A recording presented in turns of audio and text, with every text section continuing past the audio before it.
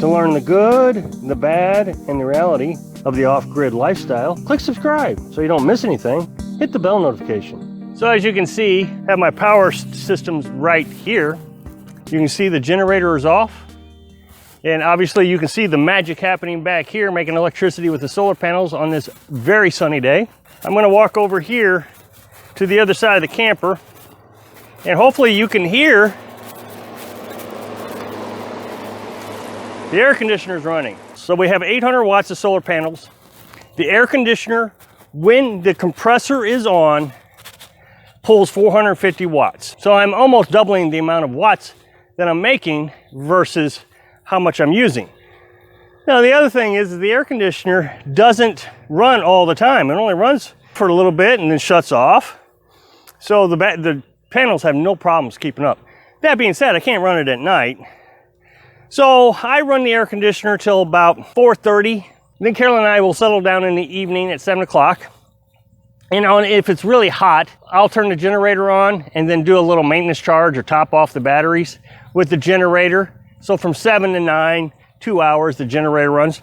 So then I can plug the air conditioner in then also. So for the major part of the heat of the day in early spring, you're getting quite a bit of air conditioning. Now you've got to realize when we get into summer, the sun will be out longer. The sun will be out till, I think sunset's like 8:30 on July 4th. All these lessons learned while we're living in the camper, we'll be able to apply when we actually build our future site of our tiny house right here, our trailer frame. I tell you, it sure does feel good to be human again. Even though we're living in a small box, which I'm not uncomfortable with at all, having unlimited water supply now, so we can take showers as long as we want. The thing about living in a small box like that though, is in the summertime, it gets extremely hot in there with the on-demand water heater and all that water. It feels like the bathroom.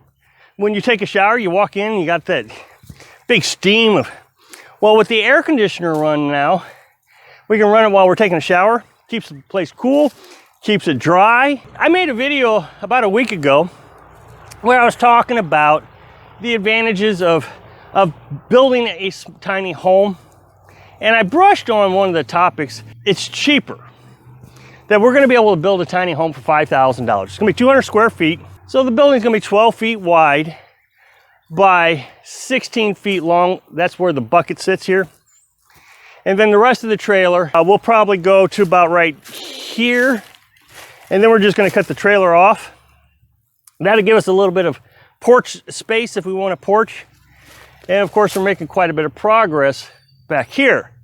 I mean, we're almost finished. As soon as the economy recovers and we can go out stores, we'll start buying a little bit here and we'll spend $500 a paycheck every month to start building our house.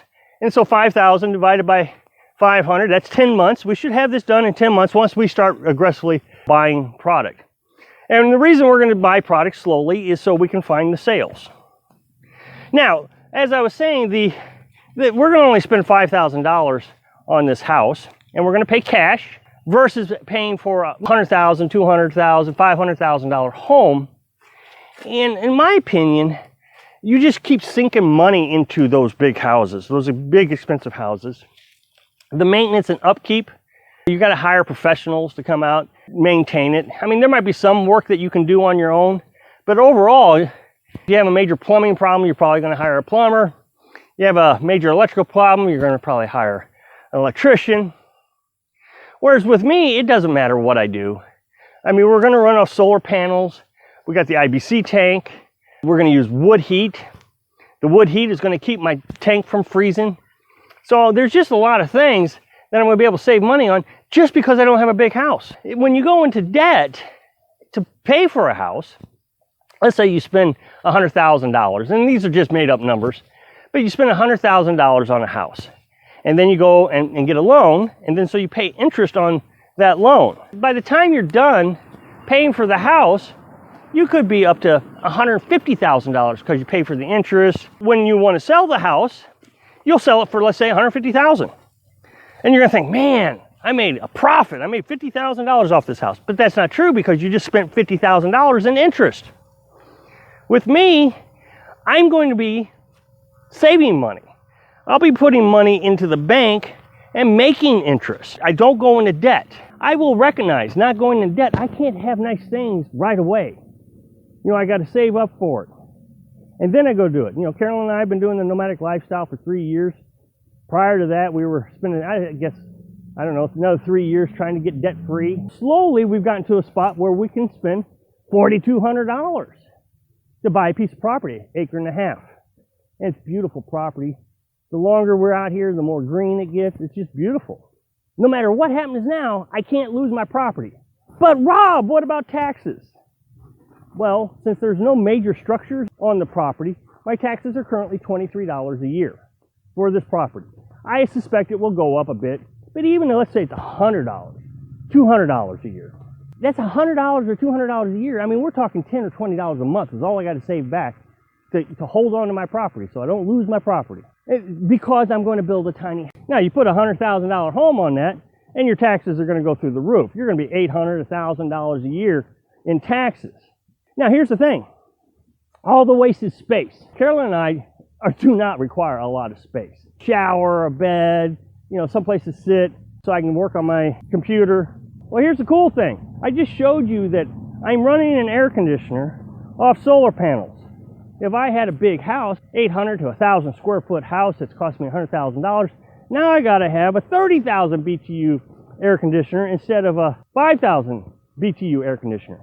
Now I got to plug it into the grid. You can run up to $100, $200, $300 a month in air conditioning bills. Easy.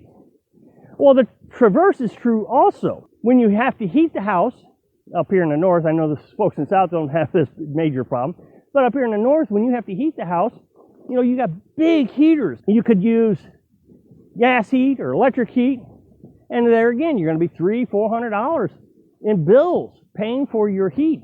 I know I had an 800 square foot house for one time, and heat was our biggest bill. Our electric bill would go through the roof. I'm running off solar. And on sunny days, I've actually ran an electric heater off solar in that little camper. I'm going to build a little outdoor wood furnace. The wood heater is only going to be $150, $200 at most. And then I can just blow the hot air from my outdoor wood furnace into the house with all this scrap lumber, all this deadfall out here. Well, in order to do that in a big house, you're going to have a huge furnace, and you're going to have to cut down major trees. Well, I only have an acre and a half. Remember, cost savings, $4,200 property, has a well. In order to heat a huge house, you're going to need 10 acres of wooded area to be able to use a wood furnace. So now you're up to 10 acres. So how much is that going to cost to buy? How much are the taxes for that? Now, insurance.